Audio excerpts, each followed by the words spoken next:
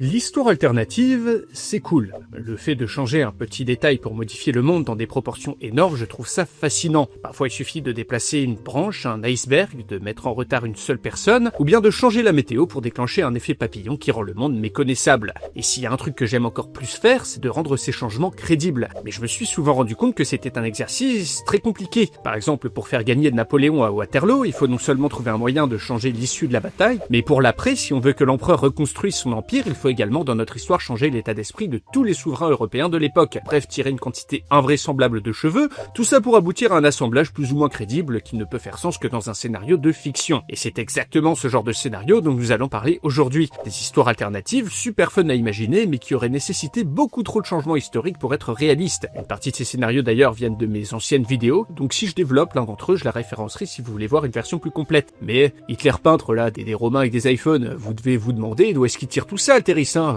Venez, je vais vous dire un secret. En fait, je cherche des idées tout le temps, je dors jamais. Et pourquoi je dors jamais? Parce que je me bute à Oli Énergie, voilà pourquoi! Putain, ce truc, ça réveille. Ah oui, ça réveille. Oli Énergie, c'est une boisson énergisante en poudre, à mélanger avec de l'eau et à boire, et en vrai, c'est plutôt très efficace. Sans rire, lorsqu'on m'a envoyé le kit starter et que j'ai testé ce truc pour la première fois, j'étais tellement concentré par la suite qu'il m'a fallu qu'une après-midi pour finir un script que j'avais prévu de faire en 2 jours. La caféine qui fout dedans, j'ai l'impression que c'est différent du café où il y a un crash, là, elle se répand plus lentement dans l'organisme, donc les effets durent plus longtemps. Il y a plein de goûts disponibles, donc avec le pack découverte, vous pouvez en tester toute une ribambelle. Perso, j'ai très vite oublié le goût grenade. Par contre, pomme acidulée, j'en veux sur mon gâteau de mariage, par pitié. Alors respectez bien les doses indiquées, hein. Faites pas comme moi lorsque j'ai ouvert le premier pot que j'ai reçu. Une dose par jour pour la gamme énergie, c'est largement assez. Et si vous êtes pas trop boisson énergisante, alors vous pouvez vous rabattre sur les gammes Ice Tea, Hydration pour le sport ou même Milkshake, avec pareil tout un tas de goûts incroyables. Attendez, petit coup de barre.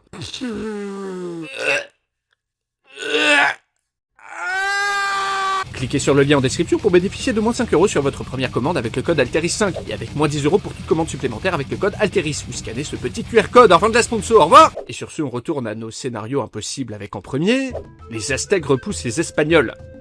Quand on regarde l'histoire de la chute des Aztèques, on se demande un peu comment un tel désastre a pu arriver aussi rapidement. 500 conquistadors menés par Hernán Cortés ont fait tomber un empire de 15 à 25 millions d'habitants en 2 ans. Au vu du rapport de force, il serait facile de se dire qu'en changeant 2-3 éléments de l'histoire, il aurait été possible pour les Aztèques de dégager les Espagnols en 2-3 coups de massue. De là, on pourrait imaginer un empire aztèque qui se redresse, s'adapte aux technologies européennes, et malgré les invasions répétées, malgré les épidémies, maîtrise la poudre et survit jusqu'à l'ère moderne, dans une forme plus ou moins préservée. Dans ce Mexique alternatif, pas de sombrero, mais d'innombrables coiffes de plumes et des sacrifices humains rediffusés sur la télé nationale. Mais quand on y regarde de plus près, on s'aperçoit très vite que la chute de l'Empire aztèque, c'est pas arrivé pour rien. Facteur numéro 1, la variole, qui fait chuter le nombre d'habitants de 90% en moins d'un siècle. Aucune société organisée ne peut survivre à ce genre de carnage. Pour supprimer cette épidémie, il faudrait empêcher les Européens de découvrir l'Amérique. Mais même ça n'aurait pas suffi, car bien avant l'arrivée des conquistadors, les Aztèques étaient déjà détestés par tous leurs voisins. Et pour de bonnes raisons. Quand t'es tranquille dans ta jungle à fumer l'herbe médicinale avec les bros, et que d'un coup t'as 300 types tatoués, les dents taillées en pointe qui viennent choper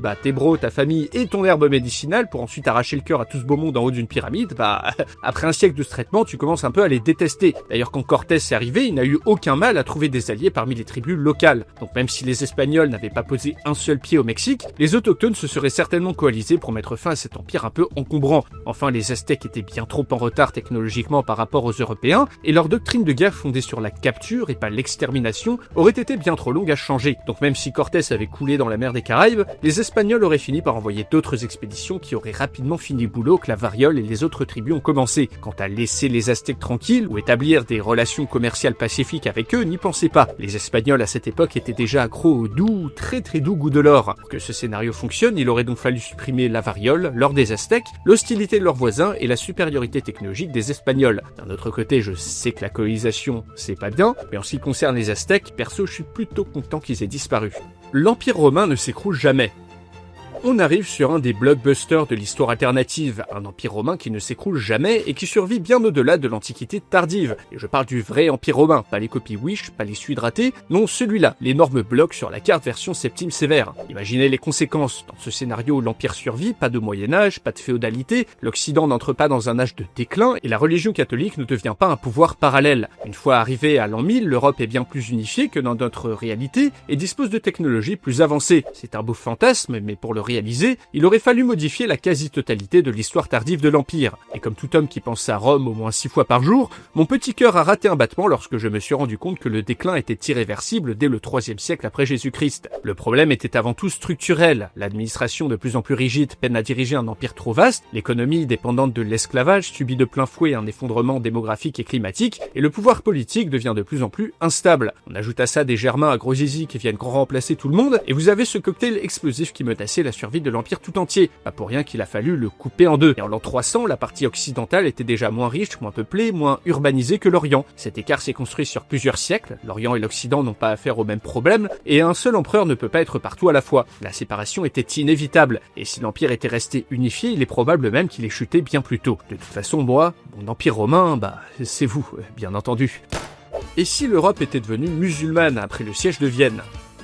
Le siège de Vienne par les Ottomans en 1683, c'est un peu la version allemande de Charles Martel qui repousse les Arabes à Poitiers. Si les Turcs ottomans avaient pris la capitale autrichienne, aurait-il été possible qu'une grande partie de l'Europe tombe entre leurs mains et s'islamise ? Alors c'est sûr, la prise de Vienne aurait été un énorme coup symbolique pour la chrétienté, mais quand on y regarde bien, l'armée ottomane après le siège est épuisée. Elle crève la dalle et la coalition chrétienne qui s'oppose à elle est trop forte. Juste après la prise de la ville, les Turcs n'auraient pas eu d'autre choix que de se retrancher et de subir une contre-attaque. Mais après quelques temps, auraient-ils pu amasser leurs forces pour pousser plus loin? Eh bien en 1683, les Ottomans subissent déjà un déclin structurel et une instabilité politique. S'étendre plus loin soulève des problèmes de logistique mais aussi de rentabilité, surtout que les territoires qui bordaient Vienne n'étaient ni très riches ni très peuplés. À quoi ça sert de se lancer dans une longue et coûteuse campagne si c'est pour conquérir 2 champs, 3 tas de cailloux et ramener 5 Greta et 3 Ygritte dans le harem du sultan? Pour répandre l'islam peut-être? Les Ottomans étaient religieux certes, mais aussi pragmatiques. Ils préféraient taxer les populations chrétiennes ou les réduire en esclavage plutôt que de les convertir en masse. De plus, toute nouvelle invasion aurait eu à faire face à des Européens très motivés, très organisés, ayant rattrapé leur retard technologique. Si Vienne était tombée, l'Autriche aurait été affaiblie, le Saint-Empire désorganisé, mais les Ottomans n'auraient eu ni l'envie ni les moyens d'avancer beaucoup plus loin. Vienne serait donc devenue une ville frontière entre les mondes chrétiens et musulmans, et il est probable qu'une coalition dégage l'envahisseur un siècle plus tard sans que l'histoire du continent en soit bouleversée. Un peu le même délire que si Charles Martel avait perdu, finalement.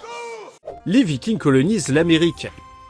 Pourquoi pas? Après tout, c'étaient les premiers Européens sur place bien avant Christophe Colomb ou Hernán Cortés. Aurait-il été possible de voir en l'an 1100 de larges installations vikings sur l'île de Terre-Neuve, l'établissement d'un commerce intercontinental passant par le Groenland, et l'Europe qui découvre grâce aux Vikings l'existence du Nouveau Monde 4 siècles avant la date officielle. Un monde qui voit une migration scandinave massive vers les Amériques et l'établissement d'une version alternative du Canada où l'on parle le vieux norrois. Alors la première partie de ce scénario avec une installation limitée, ça reste dans le domaine du possible, mais la seconde avec l'Empire viking, imaginez un peu le monde scandinave de l'époque. Il est composé de plusieurs centaines de milliers de personnes. Quel intérêt aurait-il eu à s'installer à l'autre bout du monde, alors qu'ils étaient déjà occupés à coloniser plusieurs territoires en Europe avec une population réduite? Le Vinland n'était pas très attractif. Ces terres étaient remplies d'indigènes plus ou moins hostiles et n'avaient aucune ressource importante. Du bois, voilà, des fourrures, rien de bien fou, et surtout, c'était super loin. Mettre en place des liaisons régulières avec le Nouveau Monde aurait été logistiquement improbable. Si des colonies vikings plus importantes avaient été établies, elles auraient été laissées à elles-mêmes pendant plusieurs années, auraient dû survivre avec une agriculture limitée face à une météo capricieuse et des indigènes pas très fans de ces nouveaux arrivants. Les Vikings se servaient de leur installation au Vinland avant tout comme d'une base temporaire et n'ont jamais eu l'intention de s'y installer durablement. Et à partir du moment où la forêt commençait à t'insulter et à t'envoyer des flèches, alors c'est le moment de dégager le plus loin possible.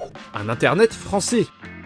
Si je vous disais qu'un Français nommé Louis Pouzin avait inventé l'ancêtre d'Internet, c'est le projet Cyclade, un prototype de réseau libre et décentralisé qui aurait pu, dans une réalité alternative, devenir le protocole modèle de l'architecture Internet du monde entier. Bon, je vais pas rentrer dans les détails, c'est technique et ça mériterait une vidéo entière, mais dites-vous bien que dans les années 70, on aurait pu voir l'émergence d'un réseau Internet européen. Imaginez un monde où les protocoles réseau européens sont français, où Paris devient une sorte de Silicon Valley, où sont développés des clouds, des réseaux sociaux, des moteurs de recherche entièrement français qui s'exportent à l'international en faisant concurrence aux GAFA américains. Ici, Internet est décentralisé et la surveillance de masse presque inexistante. Le français est la langue du web et l'Europe devient une superpuissance numérique. Mais bordel, pourquoi on vit pas dans cette utopie? À cause de France Télécom.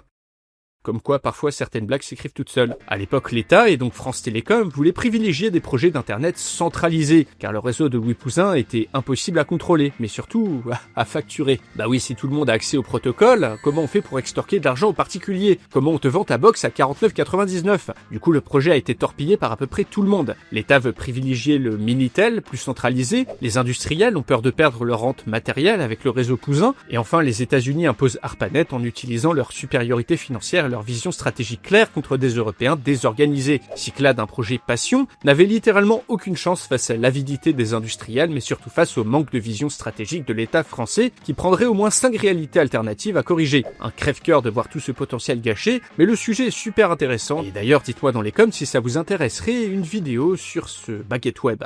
Et si Hitler avait été accepté à l'Académie des Beaux-Arts?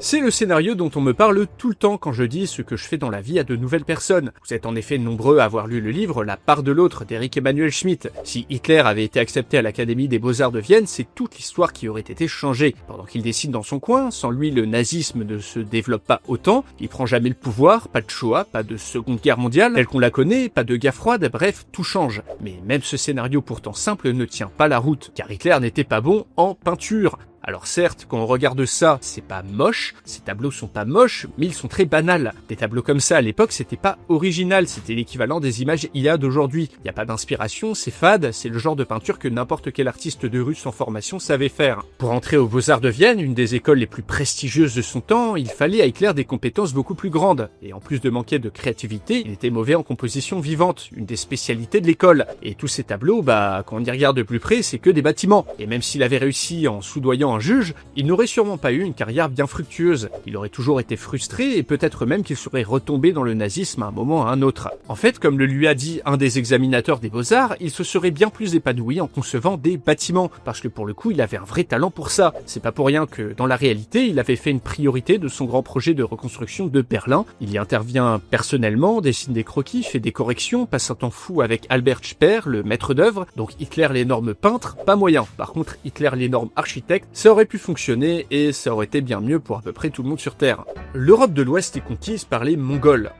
Est-ce que vous voyez l'empire mongol, le plus grand ayant jamais existé? Eh bien maintenant, rajoutez-y toute l'Europe de l'Ouest. Dans ce scénario au XIIIe siècle, le roi de France doit se prosterner devant un mongol d'1,55 m qui sent le foin, et le grand Khan règne sur la plus grande partie de l'Occident. Et pourquoi pas après tout? Après avoir dégommé les Chinois, puis les ancêtres des Russes, ces hordes de cavaliers semblaient inarrêtables. Seule la mort du grand Khan Ogodei, dans un duel de boissons en 1241, stoppe l'expansion de l'empire, car nommer un nouveau chef nécessite selon la tradition de revenir en Mongolie. Mais imaginons qu'Ogodei ne se mette pas la mine du siècle, et à la place attaque l'Europe de l'Ouest. Les royaumes chrétiens auraient été soumis ou dissous, remplacés par des khanats, l'église serait passée sous contrôle mongol et le pouvoir centralisé. La Renaissance n'aurait pas eu lieu et vu que les routes commerciales vers l'Asie auraient été grandes ouvertes, les Européens ne seraient jamais allés chercher d'autres débouchés à l'Ouest, donc pas de grandes découvertes ni de colonisation. Seulement, malgré la supériorité écrasante des Mongols, la conquête de l'Europe de l'Ouest n'aurait pas été si facile. En effet, les cavaliers des steppes sont très efficaces dans la steppe, mais beaucoup moins dans des territoires très denses, avec beaucoup de forteresses, moins de pâturage et très éloignés du commandement central. Les Mongols savaient assiéger des villes, mais un réseau de forteresses très denses les aurait mis en difficulté. Tout ça pour prendre des territoires ayant un intérêt économique quasi nul face au Moyen-Orient ou à la Chine. Des tas de caillasses défendus par des boîtes de conserve à épée qui auraient été bien trop longs à soumettre pour des Mongols déjà bien étendus. Le Troisième Reich occupe les États-Unis. Vous connaissez peut-être Le Maître du Haut Château, un livre adapté en série qui présente un monde alternatif où l'Axe a gagné la Seconde Guerre mondiale et s'est partagé les États-Unis avec l'Empire du Japon. Dans ce scénario, Roosevelt ne sort jamais l'Amérique de la Grande Dépression et celle-ci ne devient jamais une puissance industrielle majeure. L'Allemagne gagne la guerre contre l'URSS et l'Angleterre, balance une bombe atomique sur Washington, puis prend le contrôle des États-Unis en y installant un régime fantoche. Même si j'ai bien aimé la série, notamment parce qu'elle met en image le plus gros SI du monde, j'ai vite compris qu'il fallait pas s'attarder sur la crédibilité du scénario. Déjà, si la Grande Dépression continue pour les États-Unis sans Roosevelt, alors la crise aurait continué en Europe. Les financiers américains, dans notre réalité, ont aidé l'Allemagne à se redresser économiquement et indirectement à se réarmer, on n'en parle pas assez, mais ici, ils auraient certainement gardé leur argent en attendant de meilleurs jours. En gros, si l'économie américaine va mal, l'économie européenne aussi, ce qui aurait rendu impossible la prise de contrôle de l'Europe par Hitler. Ensuite, plusieurs éléments font tiquer. Les Allemands auraient-ils pu vaincre l'URSS? Même privés d'aide américaine, rien n'est moins sûr. Aurait-elle pu envahir l'Angleterre? pas sans une flotte crédible. Aurait-elle pu développer une bombe nucléaire? On sait maintenant que le programme allemand allait dans la mauvaise direction. Quant à traverser l'Atlantique pour balancer des bombes sur Washington, et ensuite se partager puis occuper un pays de 132 millions d'habitants, là on nage en plein délire. Quant aux Japonais, tenir la Chine était déjà impossible, alors la Californie, et même dans un scénario ultra positif pour Hitler, aucune chance que les États-Unis soient occupés. Comme quoi l'histoire tient un peu de choses, mais finalement pas tant que ça. En tout cas, merci à tous d'avoir regardé la vidéo, j'espère que vous l'avez appréciée, et surtout n'hésitez pas à me mettre en commentaire des idées pour l'épisode 2. Et en attendant, je vous dis à la prochaine pour une nouvelle vidéo.